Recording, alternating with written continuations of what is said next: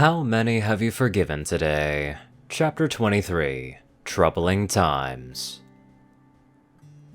There's nothing to worry about, Anon says to himself. It'll be fine. Anon's thoughts are thrown off as he feels something bump into him, forcing him to catch himself before he stumbles to the side. He looks over to see Blossom giving him a smirk. You're worrying too much. Remember, I got your back, even if you don't see me. Yeah. Anon catches his breath to steady his nerves. You're right. Anon doesn't hesitate as he opens the doors to the dining hall. He scans the room in pure instinct to take in the surroundings. The first thing he notices is that the entire room has been decorated. It seems that no expense was spared to create all that this party has. Anon would linger on that, but his gaze falls onto the center of the room. A small group is there, and what catches his eye isn't something he expected to see. The sisters are in dresses. Not in their regalia, not something formal, but dresses he'd expect to see on, well, other ponies. Not to mention that their manes aren't the usual ethereal ones that Anon is used to. No, these are their natural manes. It's been a long time since he'd seen them. Yet, unlike other ponies, they wear no makeup. In a weird way, Anon prefers it that way, as if it would ruin their appearance. Anon feels another bump from his side. Wow, those two are looking hot. Blossom says. Well, I guess you were right about all the ponies wanting to dress up. Anon remarks. I feel slightly better about the suit. What can I say? Mares love looking nice. Anon notices all the ponies in the group now turn to his direction. The two sisters seem to glow as they notice his presence. Anon decides to not linger as he walks over to them, taking in the others that surround the princesses. He's happy to see that a few of his friends made it here. Blueblood, Pinky, Maud, and Spitfire. Even Fluttershy has shown up. There are a few ponies missing, but the party's just starting from what he can tell. Anon waves at the group once he's close enough. It's nice to see that most of you made it here. I wouldn't miss this for the world. Pinky shouts with glee. She hops to her hind hooves and wraps Anon in a hug. It's a bit unexpected, but he returns the embrace. I'm happy you're here, Pinky. How have you and Maud been enjoying your visit? Oh, we've been having a great time. Pinky lets go of Anon. Did you know that there was a crystal cavern under the castle? I actually didn't. Anon says, surprised. They have tours every so often. Maud comes in. We were lucky to visit when they were open to the public. I guess you liked it? Maud nods. It was breathtaking. Well, I hope this party can be just as entertaining. Anon looks back at Pinky. I'm sure the princesses did well enough. That's not really their special talent. Pinky rocks her head back and forth with a questioning gaze as she looks over the room. Yeah, I guess it'll do. She faces Anon and giggles to herself. Anon just pats Pinky on the head as he faces his other guests. I'm surprised you had the free time to stop by, Anon says to Spitfire.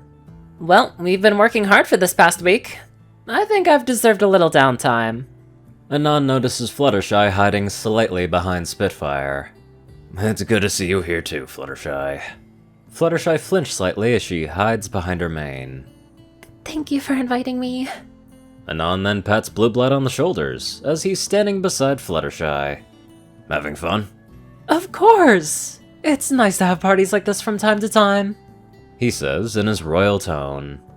Despite his attitude, Anon can tell that he's happy to at least know that Fluttershy is here.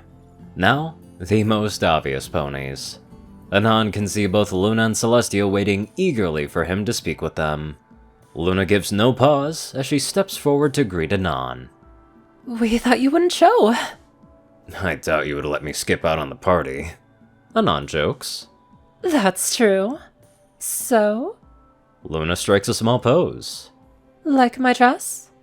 Anon nods. You look great. I have to say, I like it better than the regalia. Luna blushes some as she smiles at his compliments. We wouldn't wish to spoil you too often. Anon chuckles at that. I'm sure. Anon turns to Celestia. Now that he's closer, he can truly appreciate how she looks. She really went all out with this party. She's taken a lot of time to put this all together and even make herself look nice. Anon can feel that sense of ease by being close to the sisters. It's as if nothing could go wrong when they're around. Cadence walks into the dining hall, ready for the mission that's ahead. Yet, as she walks into the room and takes a look around, her eyes instantly fall onto the crowd in the center of the room. There are quite a few ponies gathered there and many things that catch Cadence's eye. Every pony has put far more time into what they are wearing when compared to the average party. That signifies that every pony here has a close relationship to Anon, and actually cares what he thinks about their appearance. The next thing that shocks Cadence is how her aunts look. Their mane. It's like nothing she has ever seen before. Ever since she was a filly, she'd come to know their looks from what they were, but never once had she seen them with a normal pony-like mane. This is surprising in its own right, but not as startling as to what she notices when she looks closely at her aunt Celestia. To any pony, it looks like two friends are only moments from an embrace, and yet Cadence can feel her cutie mark burn, almost as if it's on fire. She actually winces from the pain for a moment, but quickly returns her attention to the both of them. She can't believe this. She must be mistaken. She activates a spell she hasn't used in a long time to confirm what she feels. It's immediate and clear. A large burning aura of love is radiating off not only her Aunt Celestia, but also Luna. This isn't just any random, everyday kind of love, this is true love. Cadence quickly breaks her spell as the overwhelming feelings coming from her aunts was almost enough to knock her unconscious. When did this happen? Why didn't I feel this before? How could their love for that creature be so potent? It seems that Shining was right. This complicates things considerably. If Cadence does something to upset Anon, then the wrath of her aunts will know no bounds.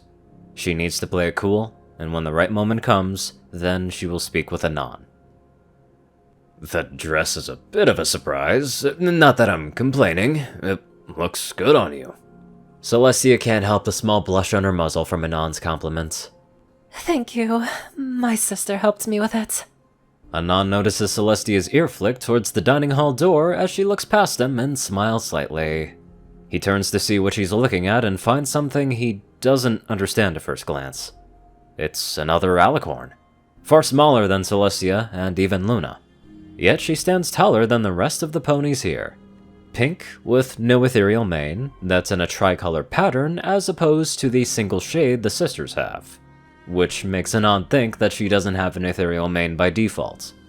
She's wearing a modest dress when compared to the others and doesn't appear to be lost. That's my niece Cadence.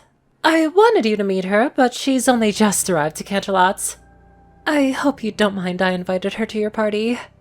Celestia answers the questioning gaze Anon has. Sure, I guess. Anon says, not feeling comfortable with a pony he doesn't know here. However, seeing as Celestia invited this pony, the least he can do is humor her. Everything will be fine.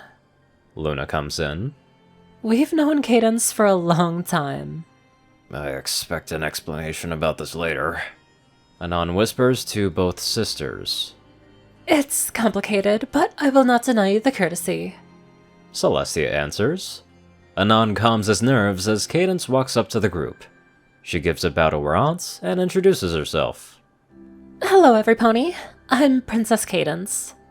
The first odd thing Anon notices is that with the exception of Celestia and Luna, all the other mares here are just as confused by Cadence's appearance. So it appears that she isn't as well known as he'd assume her to be, which makes him question a lot about who and where this pony has been this entire time. Still, he said he'd humor her, so he'll try and settle his questioning thoughts, if only for Celestia's sake. I didn't know there was another princess! Pinky shouts. Where have you been this entire time? I don't ever remember any pony talking about 3 princesses, even when I was a filly. Well, if Pinky can do one thing, it's break the ice. Cadence is a bit thrown off by the pink pony in her face, but she calms a bit. Her question makes a lot of sense. I've been busy for a while now, learning about various duties a princess must do to keep her ponies happy. This has kept me outside of Equestria for most of my life, with only a few months to myself between trips. Sounds super busy. It can be, but I've learned a great many things since I've gotten out into the world. I'm glad to say that my traveling days are finally over. It seems we have many reasons to celebrate today. Anon comes in. Cadence and Anon lock eyes for a moment. The first thing she notices is his piercing gaze, as if he's looking through her. The second thing is how he holds himself in a manner that is similar to a griffin, guarded. He clearly doesn't trust her and is simply waiting for her to make the first move. Yes, it's a perfect day indeed. Cadence responds as she offers him her hoof. You can call me Cadence, Anon. Anon feels his eyes narrow some as he takes hold of her hoof. It makes sense that she knows his name. Celestia probably spoke to her at some point in time, but still, she's hiding something. I assume Celestia has told you about me? A few things. It's nice to meet you. Likewise. Anon lets go of her hoof as she sets it back onto the floor. The tension in the room calms a bit. Anon needs to get away from this pony. He can't put his finger on it, but something about her is putting him on edge, and it has nothing to do with why she's here. Though, he gets the feeling that's something he should worry about as well. I hope you ladies don't mind, but I could go for a drink. Anon doesn't even wait for them to answer as he grasps Blossom by the scruff of her dress and drags her with him. Oh man, this party's gonna get uncomfortable. Well, so much for nothing bad happening. But anyway, let's get on to our gracious donators. Top donators are 630, Onlyonething, Ceru, Orion, and IronSky. Darkside, Rayden, Narwhals, Blackmoonheart, Pastel Skies, Austin Roland, Stu Hex, Swordbrother, Mordred, Omicron, Lyra, Will, Chris, Twinkie, Ridesoul, Badass Waffle, Shadow Moon, Luigi88, Chancer Crust, Big Smoke 369, Bobcat GJF, and many more awesome people. Thank you all so much for watching this video and live life to the fullest.